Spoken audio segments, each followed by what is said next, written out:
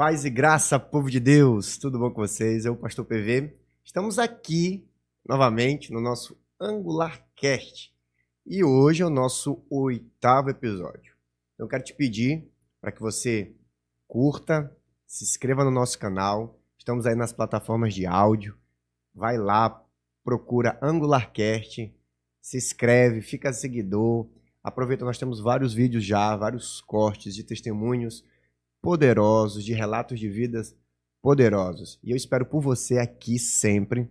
Nós estamos, já inauguramos também o PV Cast na mesa, tivemos já o primeiro episódio e vamos ter outros episódios aqui dentro do nosso podcast.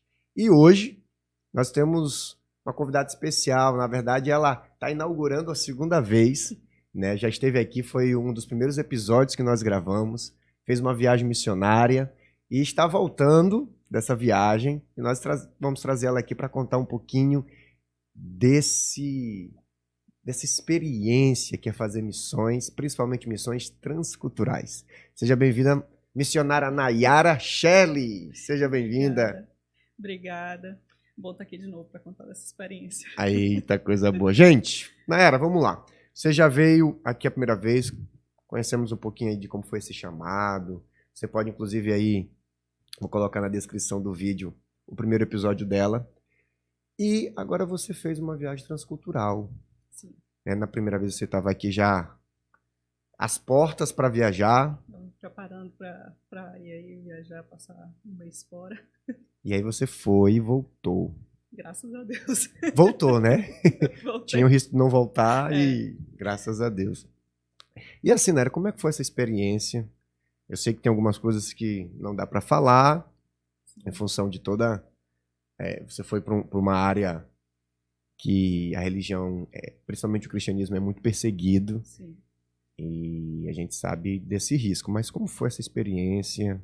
Conta pra gente como é que foi a ida, como é que foi esse processo. Vamos falar um pouquinho sobre isso? A viagem foi maravilhosa. Eu digo para todo mundo, eu fui, eu voltei, mas eu queria ter ficado. Porque eu fui para o Oriente Médio. Realmente certo. É uma área muito insegura para os cristãos, tem muita perseguição. Mas, ao mesmo tempo, da primeira vez que eu fui, Deus colocou um amor por esse povo no meu coração que eu não consigo explicar. Então, realmente, eu tenho um amor muito grande por eles. E foi maravilhosa a viagem. E assim, né, a gente acompanhou um pouquinho, as provas começaram já aqui no Brasil para viajar, não foi? Foi. Primeiro tem a insegurança, né? Sempre que Deus fala alguma coisa, apesar de eu ter aquela certeza no fundo do coração... Vai dar certo. Mas tem aquele medo ali, porque a gente é humano, né? Sim. Aí vem aquele medo, Deus, e se eu não voltar, e se tiver alguma coisa assim com minha família enquanto eu tô lá, e se o dinheiro não der, e se faltar alguma coisa, e como é que vai ser com a equipe, e o inglês, e tem todas essas inseguranças. Uhum. Mas ao mesmo tempo tem sempre a fé, né, que sustenta a gente. Então, desde o começo, Deus estava ali falando comigo, eu conversando com o meu pastor também, o pastor Marcos, ele orando por mim, minha família orando também. Então, tem todo esse processo que a gente passa antes. E também com a equipe de lá, que eu fui com a Jocum, eu estava em contato com eles sempre. E eles também têm esse processo de oração. A equipe lá está orando pelas pessoas que vão para a viagem também. Então, fundamental, a gente tem né? mais essa segurança. Aí, acho que eu comecei esse processo em junho. A viagem ia ser agora em agosto. Graças a Deus deu tudo certo. Também contei com a sua ajuda, né, nas orações, Amém. financeiramente. O pastor Elton também. E tudo deu certo, graças a Deus.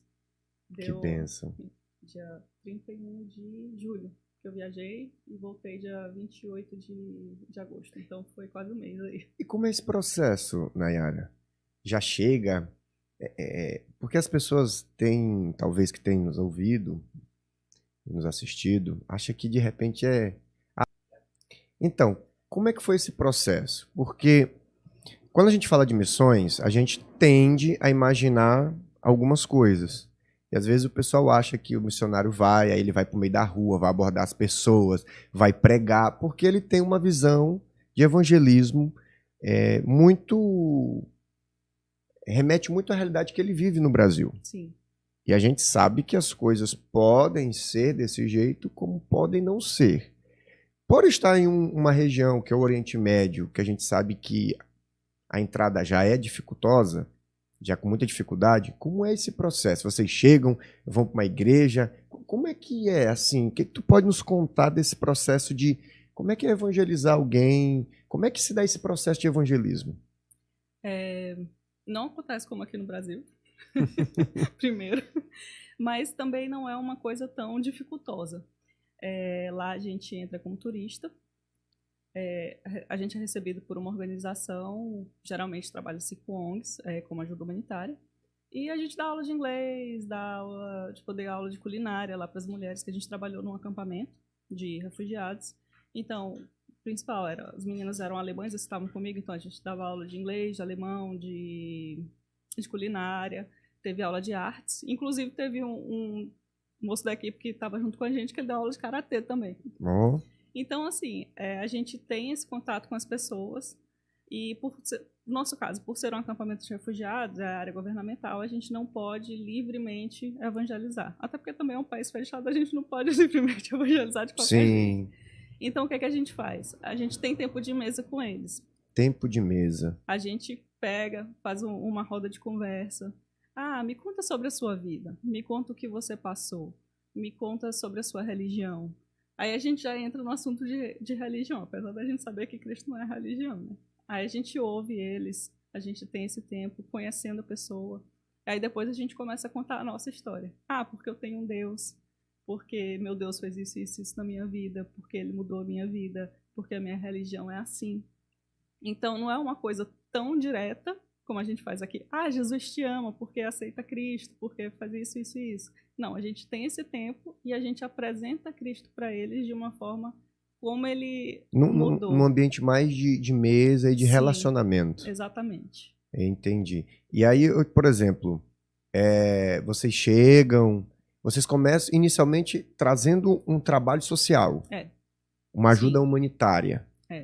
Porque a gente está ali num contexto que a gente precisa ter alguma coisa também para oferecer para eles. É como se fosse o instrumento usado é a ação social, é o trabalho humanitário, e nesse trabalho humanitário gera relacionamento, e nesse gerar relacionamento que acontece ali o processo. Um exemplo que a gente tem dessa viagem que eu fiz, a gente estava num centro comunitário que foi criado pelo pessoal de lá, e uma das voluntárias é cristã. E ali num contexto que todo mundo é de uma outra religião. Ela, com uma das líderes de lá, foi a mulher que fundou o centro comunitário, ela começou a discipular ela porque esta pessoa, eu vou chamar ela de Silvia. Sim. A Silvia começou a discipular a líder do centro comunitário, porque a líder começou a ver o estilo de vida que a Silvia levava. Então ela começou a dizer, eu quero isso também. Só que ela ainda não é cristã. Sim. Aí teve um dia que a líder chegou lá para ela, olha, eu tô sentindo muita dor, eu vou para casa. Aí a Silvia, não, meu Deus, ele cura. Eu posso orar por você? Aí ela pegou, orou pela líder, e a líder foi curada. E aquilo dali mexeu muito com ela. Ela, eu quero mais disso. Eu senti alguma coisa quando você orou por mim. E eu não tô mais com dor. Uau. E aquilo dali começou a ficar no coração dela. Então, a partir daí, ela começou a estudar a Bíblia junto com a líder. Aí com a Silvia. A líder comunitária com a Silvia. Aí, a irmã da líder se juntou no centro comunitário com elas. Elas estão trabalhando juntas agora. Aí, teve um dia que a irmã da líder pegou e falou, não, eu tô com muita dor também. Aí a líder pegou e falou para a Silvia, olha, minha irmã tá com dor e pode tal, orar ela vai de pro novo hospital. Não, e a Silvia pegou e falou, não, tudo bem, a gente vai ver aí como é que a gente faz para arranjar um remédio para ela e tal. Aí a líder virou para ela, não vai ter remédio, porque você não orou por mim naquele dia, olha, eu fui curada, aí, gente. ora por ela também. Aí, a Silvia deve ter ficado numa situação, e agora, Jesus? Aí a Silvia virou, não, tá certo, então vamos orar. Aí pegou, orou pela irmã dela, e a irmã dela foi curada também. Com essa fé da líder comunitária, cura todo mundo, gente. Aí a menina foi curada. Gente. E agora estão elas duas sendo discipuladas. Elas ainda não aceitaram Não fizeram Jesus. a confissão. mas estão com o coração todos ali com Jesus, com o cristianismo. Inclusive, a gente teve a oportunidade de conversar com elas, de conhecer, e realmente, gente, eu acho que elas são mais cristãs do que muito muita cristão. gente. Exatamente. E é interessante tu colocar dessa forma, porque assim, se a gente for olhar para a Bíblia, Jesus fazia o discipulado assim, na mesa, no dia a dia. A gente brasileiro é que gosta de separar o evangélico da vida pessoal. Sim. E o melhor testemunho, a melhor missão que nós podemos fazer é quando a gente traz isso pro dia a dia. Exatamente. Não fazer essa coisa de que na igreja assim, na igreja... Mas o estilo de vida da casa é o estilo de vida da igreja.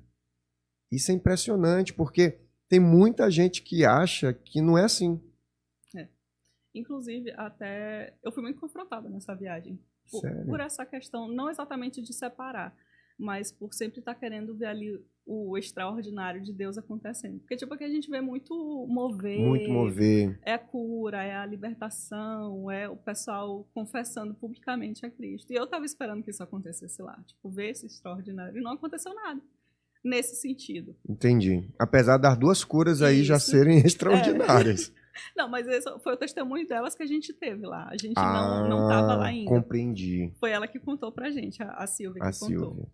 Que ela estava contando o contexto do pessoal que está trabalhando no centro. É porque, na verdade, a gente brasileiro gosta de dar uma exagerada, um emocionalismo, às vezes, para algumas coisas que, né, para orar por uma cura, a gente enfeita. E às vezes é fazer o simples e a coisa acontece.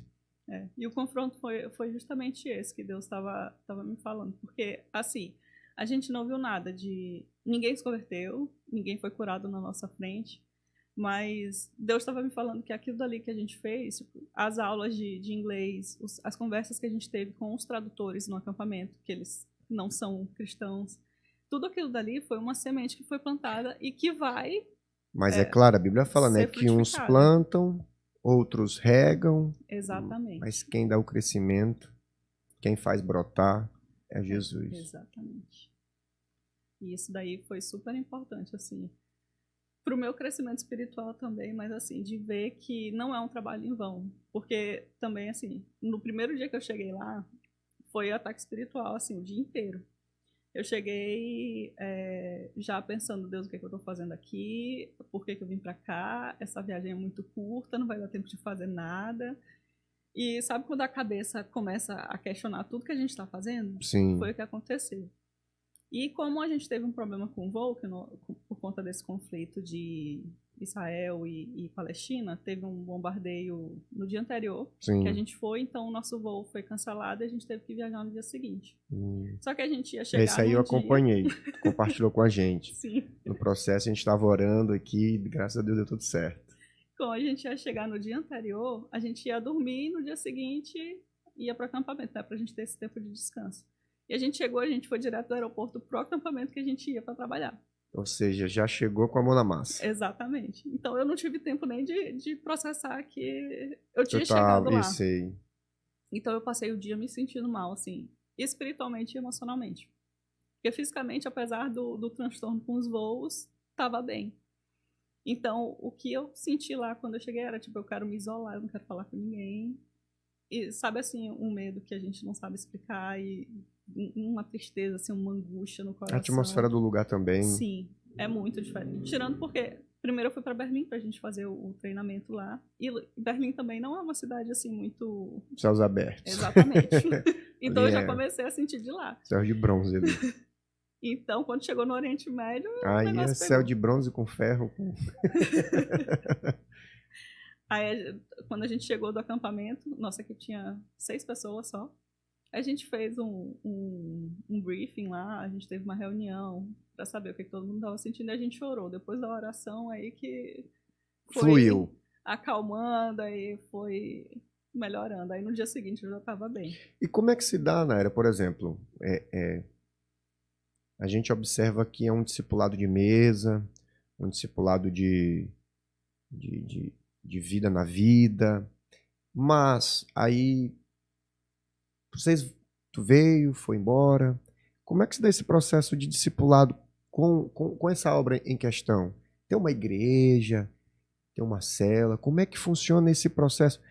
Minha pergunta se dá muito porque a gente tem essa realidade aqui no Brasil, né? Pode ser que seja diferente, de ter alguém acompanhando, batismo. Como é que tá por lá esse trabalho? Ou ainda é muito embrionário? Não, a igreja está crescendo bastante lá. Glória a Deus. A igreja lá vai estar crescendo bastante. E não é a igreja assim, tipo o prédio, não é uma igreja corporativa. Tem os encontros, mas são encontros em casa. É tipo a célula. A célula. Aí são discipulados um a um, que a pessoa vai num café, encontra. E nada é falado abertamente. Perfeito. Não se fala de evangelismo, não se fala de Deus, assim, tipo, é o Pai, ali o trabalho que a gente faz. No ambiente de casa já tem uma certa liberdade. Sim, em casa mas pode publicamente... ser falado, mas publicamente não. Publicamente a gente não fala que a gente é missionário, a gente não fala que está lá para fazer missões, que a gente foi para poder evangelizar, inclusive nem em táxi, nem em shopping, nem em lugar nenhum que seja fora de casa a gente menciona isso, porque lá tem polícia secreta também. Então pode ser um motorista de táxi, pode ser um caixa de supermercado, pode ser qualquer pessoa. Pode ser um policial disfarçado. Sim. E não é assim que eles vão prender. Pode ser que aconteça, né? Mas. Deportado. Teve o caso de uma menina que ela foi pro Egito. A gente é aconselhado a não usar o WhatsApp, né? Porque todas as redes são monitoradas ali. O WhatsApp é conectado com o Instagram também. Então a gente não menciona nada disso em redes sociais, nem usa o WhatsApp. E ela, muito inteligente, foi pro Egito e começou a usar o WhatsApp e falar o que estava acontecendo. Deu uma semana, a polícia estava lá batendo onde ela estava e ela foi deportada. Porque ela falou o que ela estava fazendo e lá não é aberto. Então, daí já foi todo o trabalho que tem. E a gente tem esse cuidado principalmente, não pela gente, mas pela equipe que está lá. Entendo. Pela segurança deles. Porque eles podem atrelar se ela estava aqui, então Sim. Os amigos dela devem fazer a mesma coisa. E como eles estão lá num trabalho contínuo, eles estão lá a longo prazo, então é uma segurança que a gente tem que passar para eles também. Como uma equipe temporária que a gente vai, Perfeito. a gente tem que ter esse cuidado com a segurança deles, a gente tem que ter esse cuidado porque também as pessoas que eles estão acompanhando lá, principalmente pela vida delas, porque eles como estrangeiros... Eles vão embora. Eles podem ir embora. Mas eles que estão lá podem sofrer consequências mais drásticas, Exatamente, né? Porque a pessoa que se converte ou do islamismo, ou da religião yazidi, ou de qualquer outra religião, tipo hinduísmo, eles são mortos. Eles sofrem perseguição pesada mesmo. Eu até ouvi falar que, tipo assim, eles não têm nada contra o cristianismo no seu sentido de defesa da tua fé. Uhum. Mas eles enfatizam que o Islã pregue para o cristão, para que o cristão se converta para o Islã, mas não o contrário, Sim. né? Sim. A religião que mais cresce hoje no mundo é o islamismo, exatamente por conta disso. Eles querem que todo mundo seja muçulmano. A outra religião que eu mencionei, a religião Yazidi, que eles têm o Deus Pavão, que eles acreditam no Deus Pavão, eles são tipo uma religião de paz, porque a pessoa não pode se converter e virar Yazidi. Ela tem que nascer Yazidi. Então, eles não convertem ninguém. Eles têm, tipo, você pode me falar da sua religião, mas, assim, eu não vou me converter porque eu tenho isso aqui. É como se fosse algo tá incrustado na genética dele. Exatamente.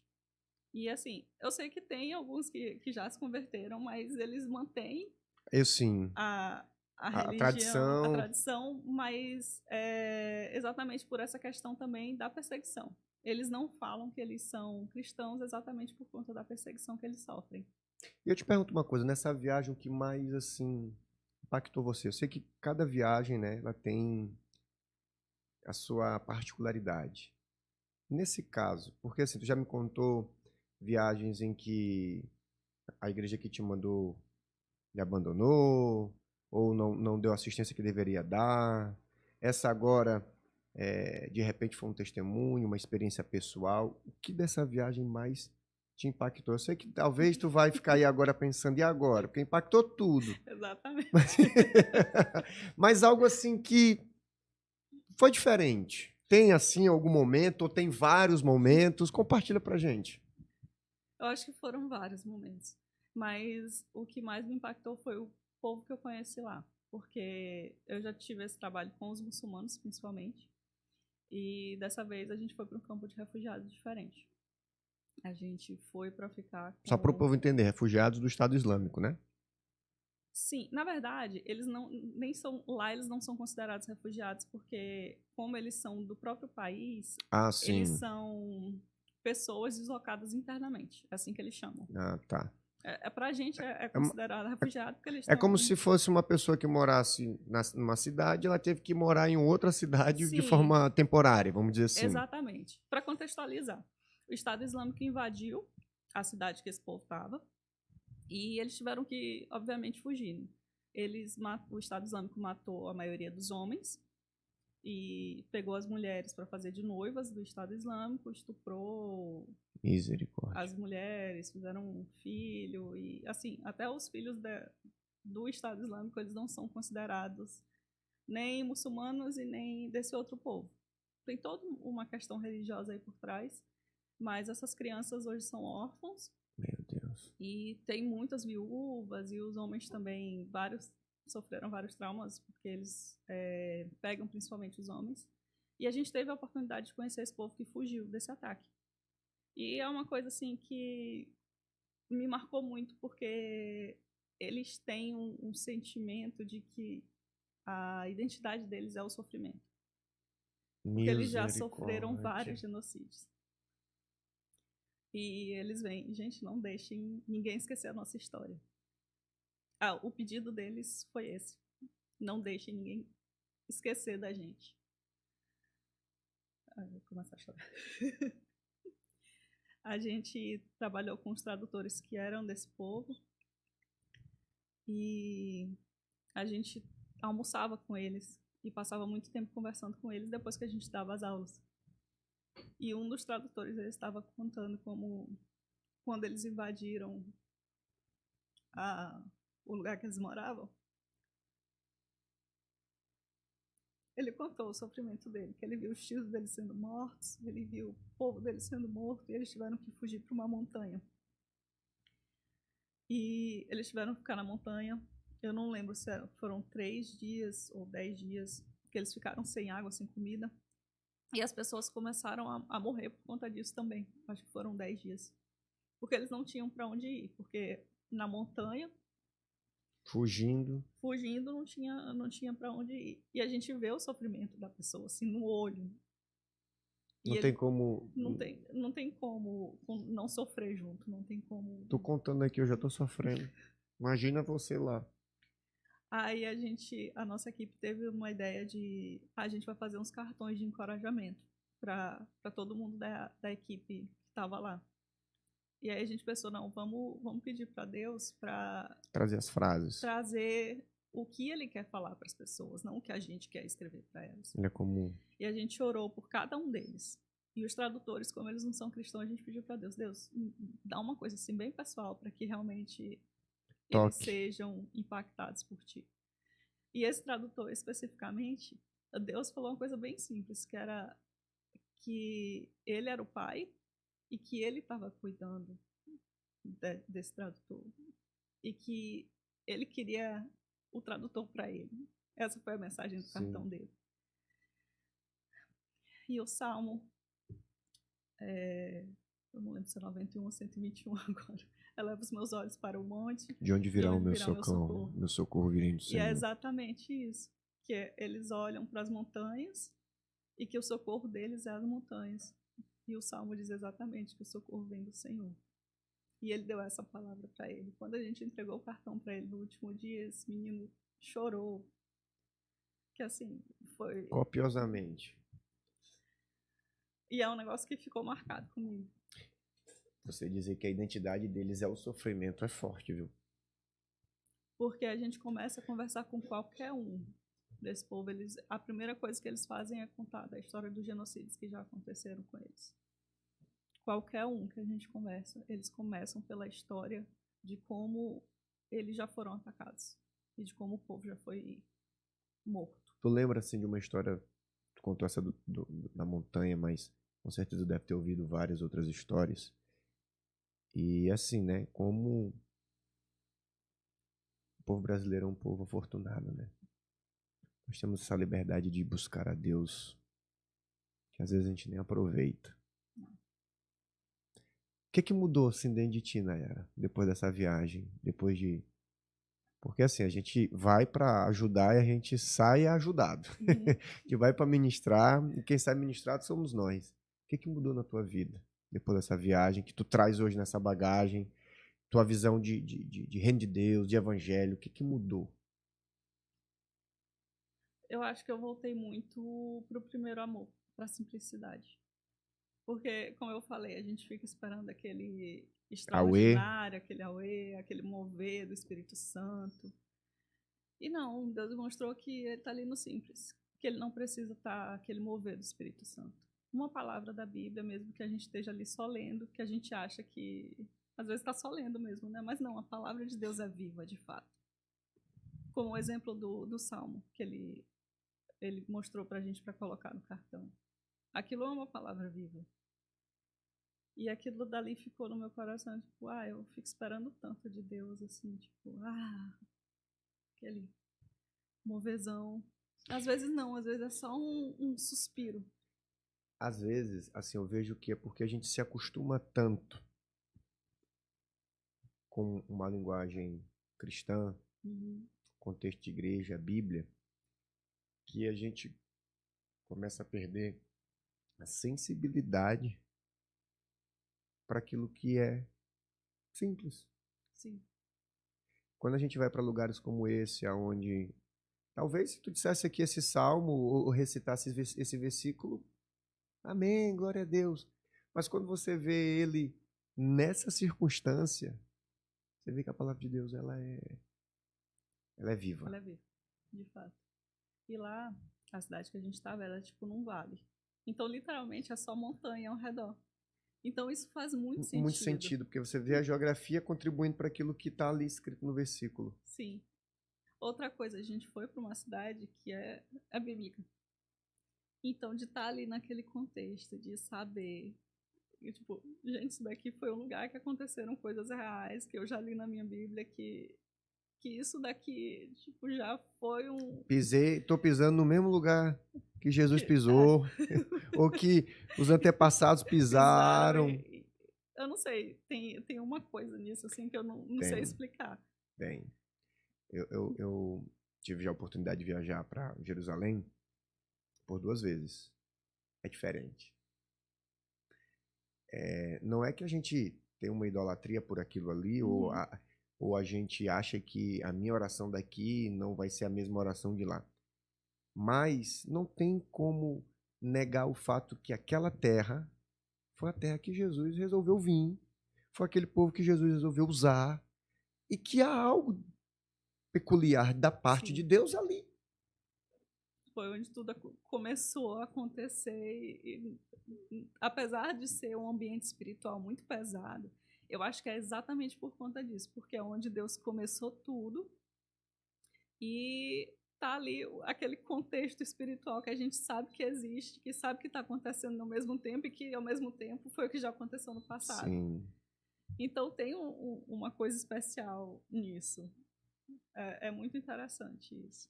E assim, Nayara, glória a Deus, né? A gente louva a Deus pela tua vida, por estar ali fazendo. A gente sabe aí que também, após ir, foi uma viagem curta, a gente acompanhou um pouco disso. Quais são os planos para futuro? Já tens algo de Deus? Tá orando? Porque assim, né? Você é uma missionária, isso deve pulsar dentro do teu coração de uma forma extraordinária. E eu acho que eu também acho que esse tempo entre uma missão hoje é importante para o missionário vir, porque ele também ele é muito Sim, atacado, mas e também sempre fica aquela expectativa, né? Qual vai ser a qual vai ser o próxima? próximo? Como é que tá isso? Então, Deus já colocou uma coisa no meu coração, mas eu ainda estou orando a respeito.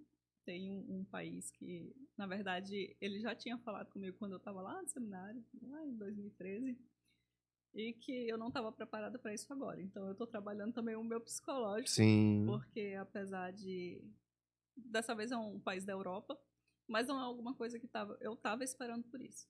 Tô entendendo. Então, eu ainda tô orando para ver se é isso mesmo, apesar de aquela história, né, da certeza lá no fundo do coração a gente já tem.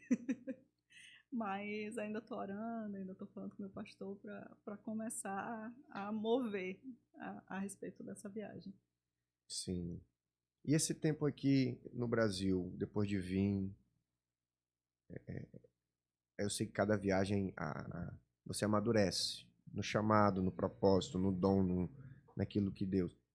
Hoje, Nayara, depois de já ter feito algumas experiências fora do campo, principalmente no campo transcultural, como é que tá a Nayara, a missionária, a mulher de Deus, diante de tudo isso o que que tu pode dizer hoje, talvez para o nosso ouvinte que está nos vendo, que tem essa experiência, gostaria de ter, você já tem uma experiência, o que que você poderia dizer para eles que estão começando, que ardem no coração de fazer uma missão, que talvez, não vou dizer que tu cometeu um erro, mas se tu pudesse voltar lá para trás, tu faria algumas coisas diferentes, até para a gente sabe que todas as coisas cooperam, mas a gente Sim. também acredita que nesse processo a gente vai errando e vai Sim, aprendendo.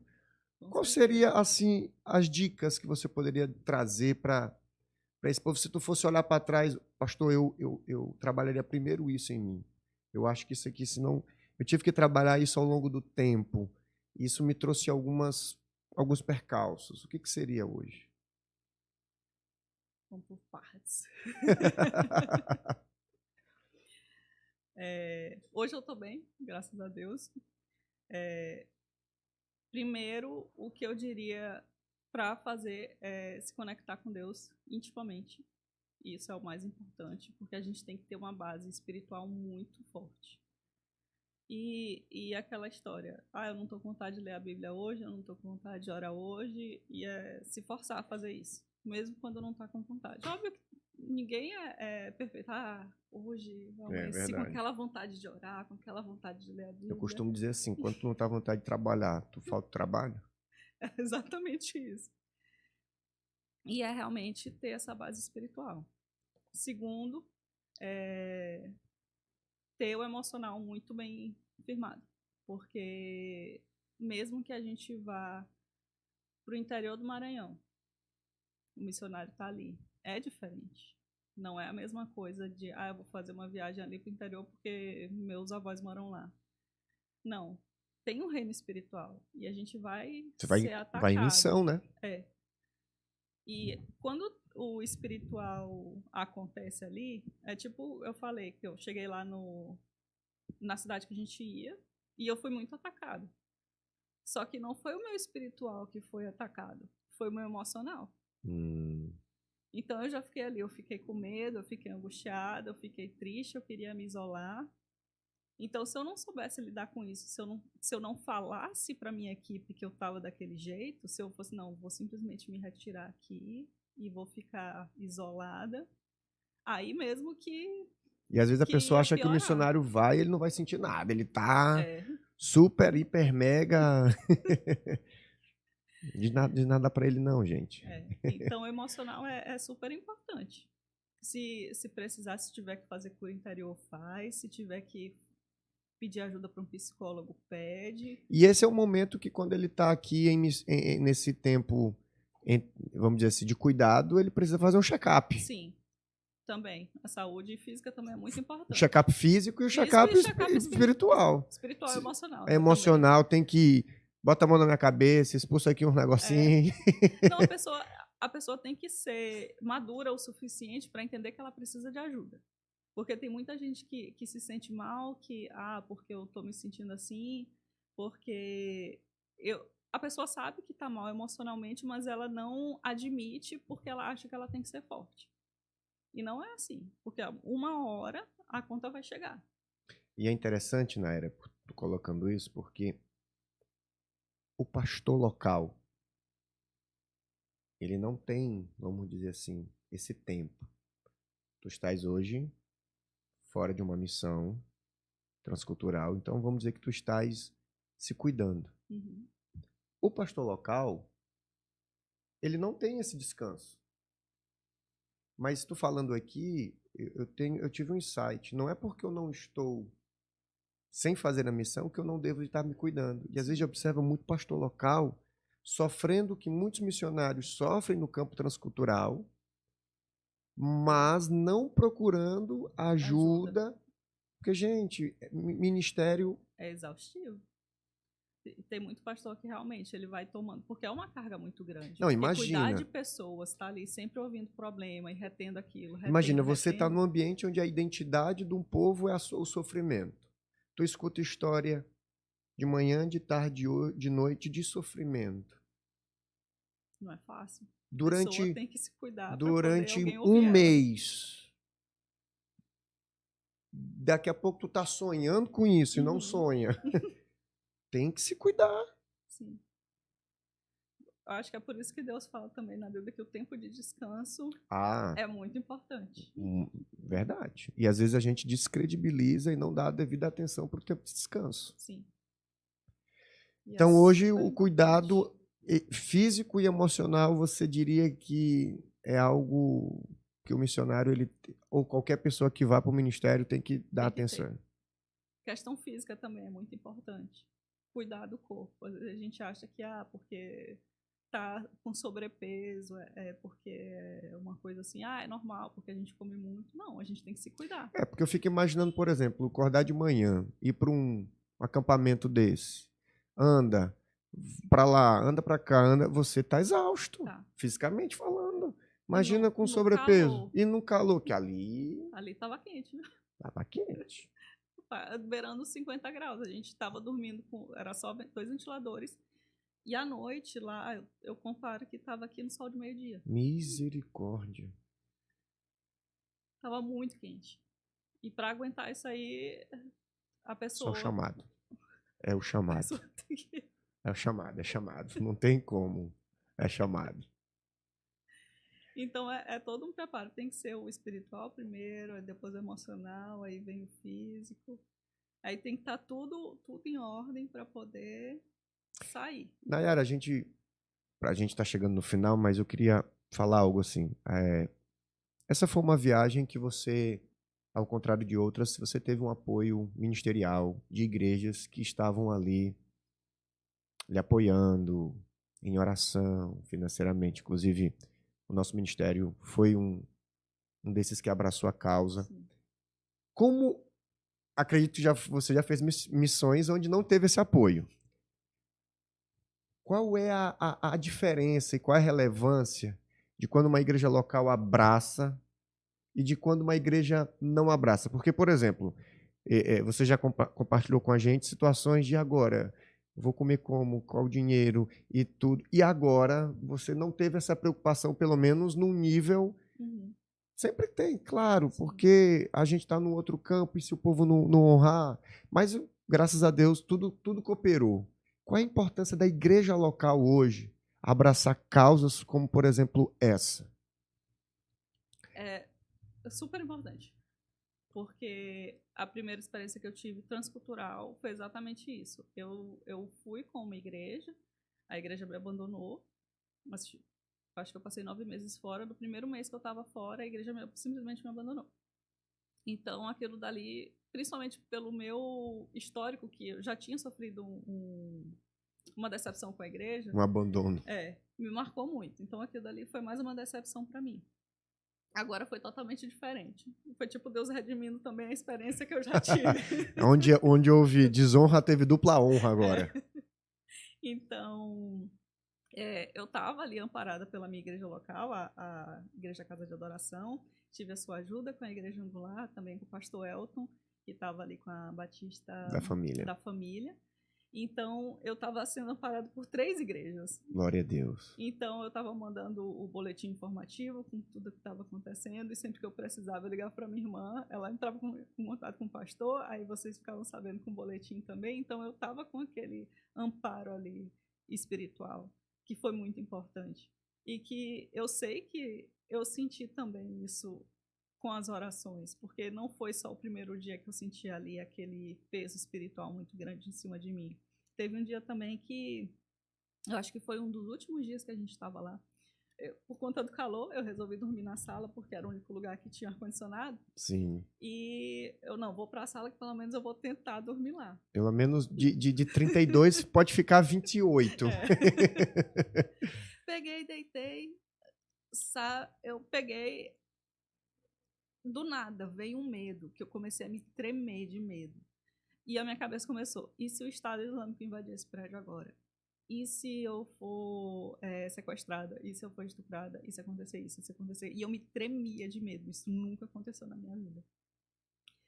E eu não conseguia nem orar, eu não conseguia pegar minha Bíblia para ler, eu não conseguia fazer nada. Eu peguei, não, vou colocar um louvor aqui para ver se eu me acalmo. Foi a hora que eu me acalmei e eu consegui dormir. No dia seguinte, eu falei com uma das meninas da equipe, eu falei para ela, eu disse, cara, gente, eu senti medo, eu tava com isso, eu tava com aquilo, e eu pensando no Estado Islâmico invadisse aquela Nayara, eu senti a mesma coisa. Foi uma visitação maligna. Foram exatamente os mesmos pensamentos. Ela disse que nunca sentiu medo daquele jeito também. Aí eu, gente, se eu tô sentindo isso aqui com o povo orando por mim, imagina se eu não tivesse. Porque é um ambiente muito pesado espiritualmente. Então, fez toda a diferença estar conectada com a igreja local, estar conectada com outros pastores, ter essa cobertura de oração, gente orando por mim, gente ali cuidando.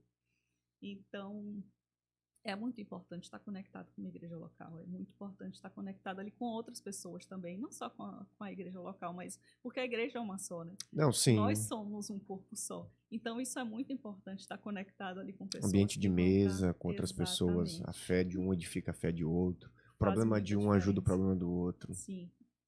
Então, foi uma experiência totalmente diferente do que eu tive a primeira vez. Glória a Deus. A gente fica muito feliz, né? Como igreja local, saber que nós estamos fazendo aquilo que o Jesus mandou nos fazer, que é o ID, né? Sim. E eu queria que você deixasse um recado, olhasse aqui para os nossos ouvintes. Deixa Deus te usar aí, ministra nesse povo e vamos lá. Gente, invistam em missões.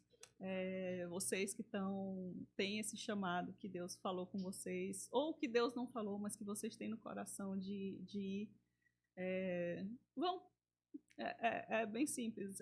Se preparem, aqui como a gente conversou, espiritualmente, emocionalmente, fisicamente. Façam inglês. Sim, façam inglês, façam francês, façam árabe, o que Deus colocar no coração de vocês. Ou até o idioma indígena, né, que a gente tem por aqui também. Tupi-Guarani.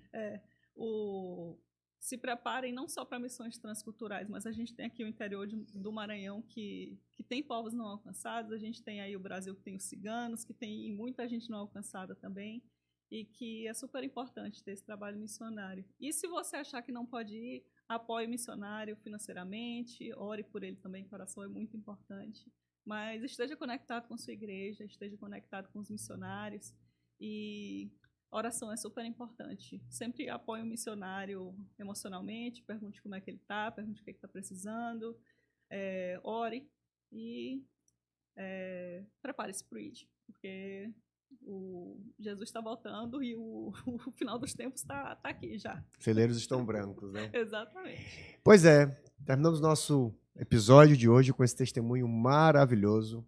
Compartilha, siga, ativa o sininho e a gente se vê no nosso próximo episódio do AngularCast. Deus abençoe, graça e paz.